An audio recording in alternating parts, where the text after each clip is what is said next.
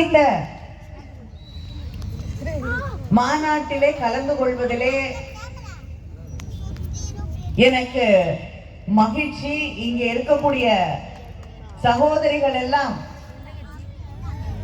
இந்த மாநாட்டிலே எனக்காக 3 மணி நேரம் 4 மணி நேரம் காத்து கொண்டிருந்தார்கள் என்று மேடையில் இருக்கக்கூடியவர்கள் சொன்னார்கள்.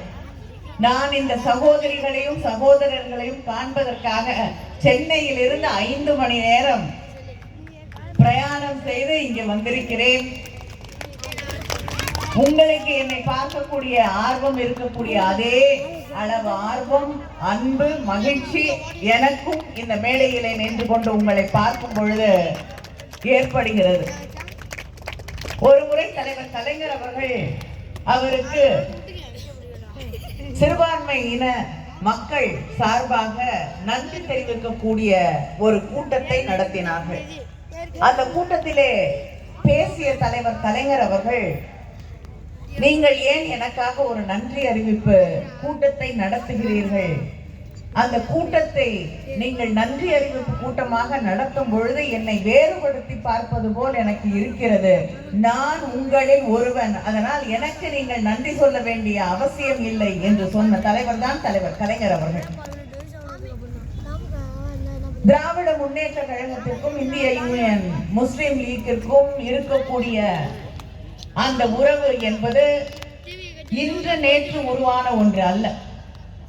அது தந்தை பெரியார் அவர்களின் காலத்திலே கடவுள் மறுப்பை தந்தை பெரியார் அவர்கள் தொடர்ந்து தன் வாழ்நாள் முழுவதும் பேசிய தந்தை பெரியார் அவர்கள் பாராட்டிய ஒரு கருத்து இருக்கிறது என்றால், பல பேர் இந்த இந்திய சமூகத்திலே வழி வழியாக கொண்டு வந்து புகுத்தப்பட்ட ஜாதி என்ற அந்த சமூக கட்டமைப்பை உடைப்பதற்காக, அந்த ஜாதிய கொடுமைகளை எதிர்ப்பதற்காக பல்வேறு இடங்களிலே போராடி கொண்டிருக்கிறார்கள். ஆனால் இன்று வரை அந்த ஜாதிய கட்டமைப்பை, அந்த ஜாதிய விதிகளை, அந்த இழுக்கை இந்த சமூகத்தில் இருந்து நம்மால் கடந்துவிட முடியவில்லை. ஆனால்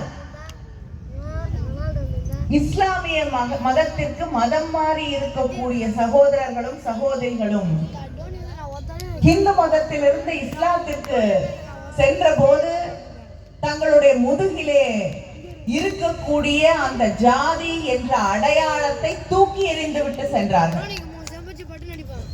எந்த ஜாதியை இல்லாமல் செய்ய வேண்டும் என்று தந்தை பெரியார் அவர்கள் தன் வாழ்நாளெல்லாம் போராடினாரோ. இன்னைக்கு தந்தை பெரியாரை பற்றி சில பேர் விமர்சித்துக் கொண்டிருக்கிறார்கள். அந்த பெயரை சொல்ல கூட தகுதி இல்லாதவர்கள் விமர்சிக்கிறார்கள். நமக்கு அதுக்கு பதில் சொல்ல வேண்டிய அவசியம் கூட கிடையாது.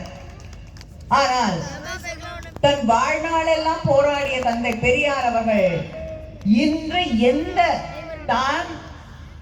எந்த ஜாதியை சேர்ந்தவன் என்று நினைவு கூட எனக்கு கிடையாது. என் மூதாதையர்கள் எந்த ஜாதியை தன் தலைமையில் வைத்துக் கொண்டிருந்தார்கள், அவர்கள் மீது எது ஏற்றப்பட்டது என்பது கூட தெரியாமல் இன்று மனிதர்களாக, சகோதரர்களாக, தமிழர்களாக வாழ்ந்து கொண்டிருக்கிறார்களே என்று இஸ்லாமியர்களை பார்த்து தந்தை பெரியார் அவர்கள் பாராட்டிய அந்த ஒரு வரலாறு நமக்கு உண்டு. அதே போல பேரறிஞர் அண்ணாவோடு நம்முடைய மரியாதைக்குரிய நாமெல்லாம் போற்றக்கூடிய காயிதே மில்லத் அவர்களுடைய உறவு தொடர்பு, அது தலைவர் கலைஞர் அவர்கள் பேரறிஞர் அண்ணாவிற்கு பிறகு யார் முதலமைச்சராக ஆக்கப்பட வேண்டும் என்ற பொழுது நம் மரியாதைக்குரிய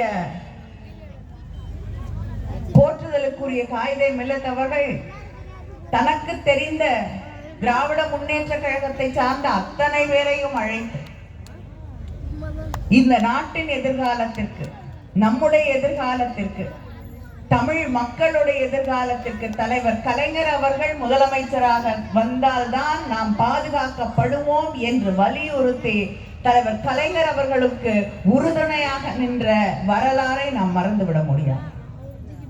தலைவர் கலைஞர் அவர்களும் பேரறிஞர் அண்ணா அவர்களும் முதலாக சந்தித்தது கூட பேரறிஞர் அண்ணா அவர்கள் திருவாரூருக்கு வந்த பொழுது தொடர்ந்து எழுதி கொண்டிருக்கக்கூடிய அந்த கருணாநிதி என்பவர் யார் என்று அழைத்து கொண்டு வாருங்கள் என்று சொன்னது அவர். பேரறிஞர் அண்ணா அவர்கள் இஸ்லாமிய மாநாட்டிற்கு வந்திருந்த போதுதான் தலைவர் கலைஞர் அவர்களை முதலாக சந்திக்கிறார்.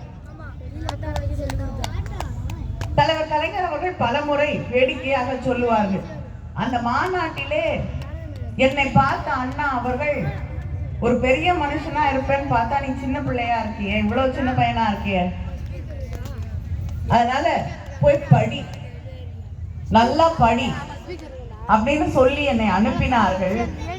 ஆனால் அண்ணா சொல்லி நான் கேட்காத ஒன்று